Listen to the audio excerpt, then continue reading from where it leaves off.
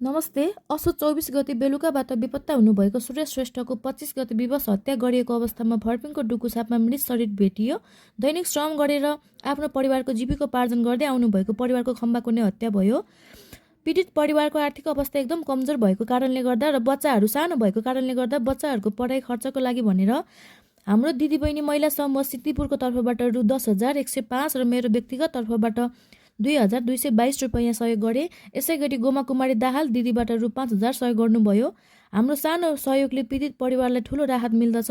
हजुरहरूले सहयोग गर्न चाहनुहुन्छ भने मलाई अथवा पीडित परिवारलाई सम्पर्क गर्न सक्नुहुनेछ। एकले थुकी सुकी हजारले थुकी नदी भने चाहिँ तपाईँ हाम्रो सानो सहयोगले ती सानो बाबु नानीको उज्जवल भविष्यको लागि अगाडि बढ्न मद्दत पुग्नेछ। मानव सेवाभन्दा अरू कुनै ठुलो धर्म हुँदैन। हजुरहरूले सहयोग गर्न चाहनुहुन्छ भने मेरो इनबक्समा हजुरहरूले मेसेज गर्न सक्नुहुनेछ। हजुरहरूले परिवार भेट्न पनि सक्नुहुनेछ।